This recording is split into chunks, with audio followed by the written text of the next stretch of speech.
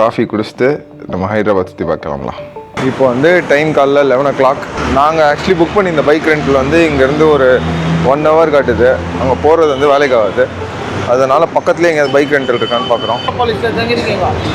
நாங்கள் வந்து வேறு எங்கேயோ போட்டோம். நைட்டு பிளாசம்ஸ் ஹோட்டல்னு ஒரு ஹோட்டலில் போட்டோம். நைட் 1 மணிக்கு வந்தோம். அவன் ஃபோனே எடுக்கல, கதையும் திறக்கல. அதுக்கப்புறம் நைட் வந்து வேறு திரும்ப இங்கே புக் பண்ணி இல்லையா பார்த்தீங்கன்னா நம்ம கோல்கொண்டா ஃபோர்ட் வந்தாச்சு. கோல்கொண்டா ஃபோர்ட் வர்றதுக்கு நாங்கள் இருக்க ஏரியாவிலேருந்து ஆல்மோஸ்ட் 50 minutes ஆச்சு. ஸோ பைக்கும் ரெண்ட் எடுத்தாச்சு. கொஞ்ச நேரம் கழிச்சு எங்களோட குதிரையை உங்களுக்கு காட்டுறேன். குதிரையா? பைக்கு தான் குதிரை. ஓகேவா? இப்போ நம்ம கோல்கொண்டா ஃபோர்ட் கிட்ட நடந்து போயிட்டுருக்கோம். கோல்கொண்டா ஃபோர்ட் டிக்கெட் எடுத்துகிட்டு உள்ளே போகலாம். மைக்கை உள்ளே எடுத்துகிட்டு வரக்கூடாதுன்னு சொல்லிட்டாங்க. ஆனால் எப்படியோ அவங்கக்கிட்ட பேசிவிட்டு நாங்கள் மைக்கை உள்ளே எடுத்துகிட்டு வந்துட்டோம். அப்படி உங்ககிட்ட ஏதாவது எக்யூப்மெண்ட் இருந்துச்சுன்னா பக்கத்துலேயே நிறையா லாக்கர் கடை இருக்குது. நீங்கள் அங்கே போய் லாக்கரில் உங்கள் பொருள்லாம் வச்சுக்கலாம்.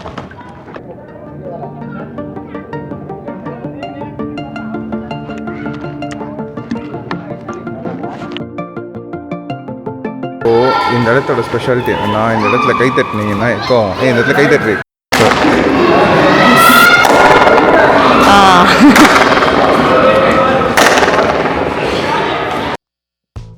கோல்கொண்டா ஃபோர்ட் 13th century கட்டப்பட்டது. இதை கட்டினது ராணி ருத்ரமாதேவியின் காலத்தில். இது வந்து காகத்தியா ராஜ்யத்தோட தலைநகரம். முகல் படையெடுப்பில் தங்களை பாதுகாத்துக்கிறக்காக கட்டப்பட்டதான் இந்த ஃபோர்ட். ஆனாலும் 16th century ஒரு முகலாய மன்னரான குத்துப் ஷாஹி இந்த ஃபோர்ட்டை வின் பண்ணிடுறாங்க. கோல்கொண்டா ஃபோர்ட்டு பேருக்கான காரணம் ரொம்ப இன்ட்ரெஸ்டிங்க. கொல்லா கொண்டா, அதாவது மெய்ப்பர்களின் மலை. இதுதான் பிற்காலத்தில் கோல்கொண்டாவாக மாறுச்சு. ஆடு மேய்க்கிற சின்ன பையன் மலைக்கு மேலே சிலை வடிவ கடவுளை பார்த்து தான் நம்பப்படுது. என்னோடய ஒய்ஃபால் நடக்க முடியல, அதனால நாங்கள் ரெஸ்ட் எடுத்துகிட்ருக்கோம். கோல்கொண்டாலே ஃபேமஸான விஷயம் தெரியுமா? டைமண்ட்ஸ். அந்த காலத்தில் ரொம்ப ஃபேமஸான கொஹினூர் அண்ட் ஹோப் டைமண்ட்ஸ் இங்கே உள்ள பாதுகாப்பு அறையில் தான் இருந்துச்சு. இந்த டைமண்ட்ஸை கிருஷ்ணா நதிக்கரையில் கண்டுபிடிச்சாலும் இங்கே தான் பட்டை தீட்டி வச்சுருந்தாங்க.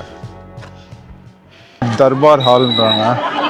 இப்போ தர்பாரோட மீனிங் பார்த்தேன். தர்பார்னா கோர்ட்டு இல்லை ஏதாவது ஒரு ஈவெண்ட்டுன்னு போட்டிருக்கு. எனக்கு என்ன டவுட்னா, இவ்வளோ பெருசாக மேலே ஏறி அதுக்கப்புறமா கோர்ட் அட்டென்ட் பண்ணுவாங்களான்றது தான்.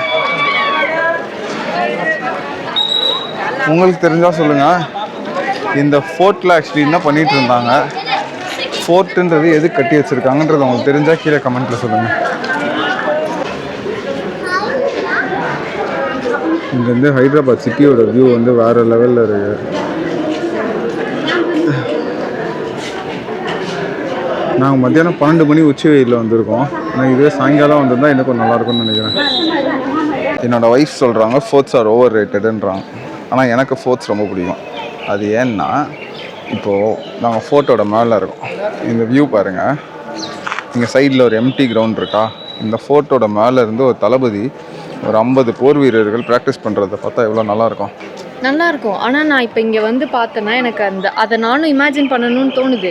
ஆனால் நான் இமேஜின் பண்ண வரும்போதெல்லாம் செவுத்தில் RS ஹார்ட்டின் அம்புக்குறி இது மட்டும்தான் எனக்கு வருது. அது என்னுடைய வைபர் ஸ்பாயில் பண்ணுது. ஓகே, உன்னோட பாயிண்ட்டு கரெக்ட் தான். ஓகேவா? ஆனால் பாயிண்ட் ஃபார் எவர் இப்படிலாம் எழுதி வச்சா எனக்கு எப்படி வந்துட்டு போர் வீரர்கள் இமேஜின் பண்ண தோணும். நல்ல பாயிண்ட்டு தான். ஓகே, இல்லை நாங்கள் சொல்ல வருவது என்னவென்றால், உங்கள் காதில் காட்டுற இடம் கோட்டை கிடையாது. புரியுதா? உங்கள் நெஞ்சில் பேர் எழுதி வச்சுக்கோங்க, கோட்டை செவுத்தில் பேர் எழுதி வைக்காதீங்க. இந்த ஃபோர்ட்டோட ஸ்பெஷாலிட்டி என்ன தெரியுமாங்க? இங்கிலீஷில் பெஸ்ட் ஆஃப் போத் வேர்ல்ட்ஸ்னு சொல்லுவாங்க. இந்த ஃபோர்ட் காகத்தியா காலத்தில் கட்ட ஆரம்பிக்கப்பட்டதாக இருந்தாலும் முடித்தது நம்ம முகலாயர் காலத்தில். அதனால் இதோட ஆர்கிடெக்சர் பார்த்தீங்கன்னா combination of old Hindu architecture and Mughal architecture. அது பார்க்க ரொம்பவே அழகாக இருக்குங்க. ஃபோர்ட்டோட மேலே ஒரு கோயில் இருந்துச்சு. அந்த கோயிலேருந்து நீங்கள் அப்படியே சைடில் கீழே இறங்கி வந்தீங்கன்னா இந்த மாதிரி அருமையான காட்சிகள் பார்க்கலாம். இங்கே நீங்கள் சூப்பராக ஃபோட்டோ எடுக்கலாம். ஃபோட்டோ எடுக்கிறதுக்கு இது ஒரு செம்ம ஸ்பாட்டுங்க. இங்கே இருந்து சிட்டியோட வியூ வந்து வேறு லெவலில் இருக்குது.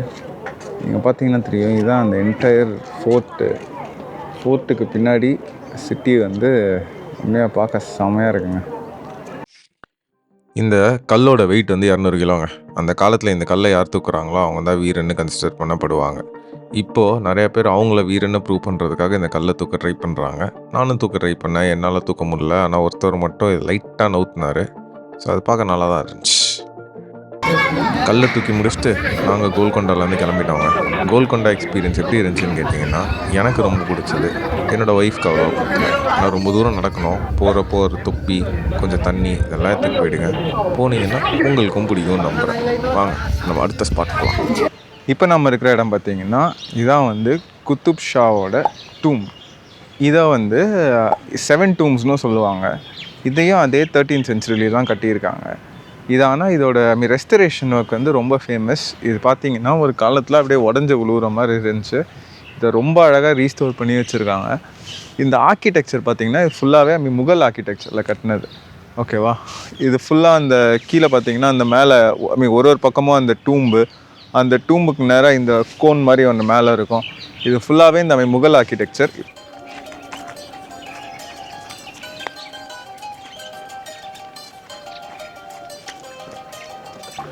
இங்கே பார்த்தீங்கன்னா இங்கே ஒரு பாதி கட்டின டூம்பு இருக்குது. பார்க்குற யாருக்காவது எதுக்கு இது பாதியிலே நிற்குதுன்னு தெரிஞ்சால் கீழே கமெண்ட் பண்ணுங்கள்.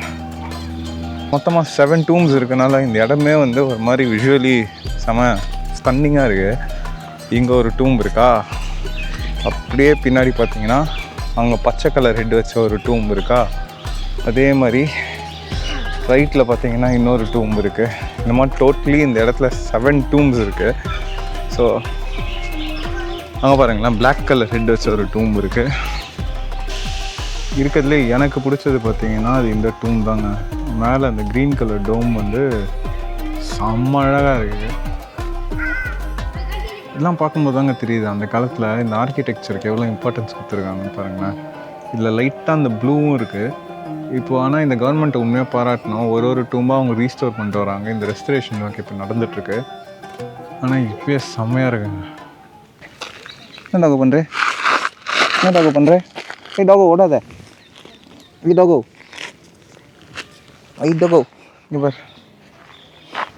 இந்த டூம்ஸ் ஆக்சுவலி கல்லறையே கட்டப்பட்டாலும் ஆனால் எனக்கு இது ஒரு செம்ம ரொமான்டிக் ஸ்பாட்டாக இருந்துச்சுங்க.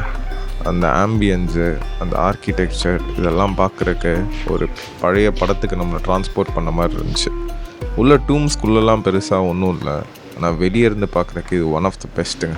இப்போ நம்ம எங்கே வந்திருக்கோம்னு பார்த்தீங்கன்னா பேரடைஸ் பிரியாணியில் சாப்பிட வந்திருக்கோம். ஹைதராபாத்னாலே உங்களுக்கு பேரடைஸ் பிரியாணி தான் ஃபேமஸ்ன்னு சொல்லுவாங்க. அதனால இங்கே ஃபுட் ட்ரை பண்ண வந்திருக்கோம். ஃபுட்டு வந்து நாங்கள் ஆர்டர் பண்ணது பார்த்தீங்கன்னா Royal chicken biryani, chicken kalmi kebab வரும். ஸோ ஃபர்ஸ்ட் இது வரட்டும், இதை சாப்பிட்டு பார்ப்போம் எப்படி இருக்குன்னு. அதை பொறுத்து வேறு பொருள் ஆர்டர் பண்ணலாம். இங்கே ஒரு ஆஃபர் போட்டிருந்தாங்க, அதாவது பர்த்டே மந்த் அண்ட் ஆனிவர்சரியில் 20% ஆஃப்னு. அன்றைக்கி எங்களுக்கு உண்மையாகவே ஆனிவர்சரி தான். ஸோ நாங்கள் ஆஃபர் ஆப்ளிகபிளான்னு கேட்டோம். ஸ்டோரில் ஆப்ளிகபிள் இல்லைன்னு சொல்லிட்டாங்க. ஃபஸ்ட்டு வந்த டிஷ் வந்து கெபாப் வந்து உண்மையாக ரொம்ப சாஃப்டாக இருந்துச்சு, ஜூஸியாக இருந்துச்சு, நல்லாவும் இருந்துச்சு. என்னோடய ஒய்ஃப் வந்து அவ்வளோ சிக்கன் சாப்பிட மாட்டாங்க, ஆனால் அவங்களுக்கே இது ரொம்ப பிடிச்சிருந்துச்சுன்னா இதோட டேஸ்ட் எப்படி இருந்திருக்குன்னு யோசிச்சு பாருங்கள். அடுத்தது வந்து பிரியாணி ஸ்மெல்லு வந்து உண்மையாக சூப்பராக இருந்துச்சு. அவங்க சர்வ் பண்ணும்போது அந்த கிரேவியோடு சாப்பிட்றதுக்கு நல்லா தான் இருந்துச்சு. எனக்கு பிரியாணி ரொம்ப பிடிச்சிருந்துச்சு. ஏன்னா எனக்கு வந்து அவ்வளோ காரம் பிடிக்காது. ஸோ காரம் பிடிக்காதுன்றதுனால இந்த பிரியாணி வந்து அவ்வளோ காரமாக இல்லை, எனக்கு ரொம்பவே நல்லா தான் இருந்துச்சு.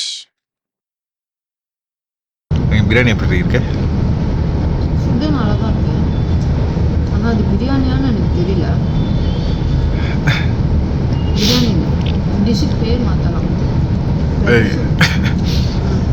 பிரியாணி என்பது தமிழ்நாடு பிரியாணி மட்டும் இல்லை, மல்டிபிள் பிரியாணிஸ் இருக்குது, கற்றுக்கோ. அதான் அது பிரியாணின்னு வச்சுட்டு இதை ghee rice with masala, ghee rice with chicken அந்த மாதிரி எல்லாம் மாற்றிக்கலாம். தற்கொலையில் வச்சுருந்தா இப்படி தான்.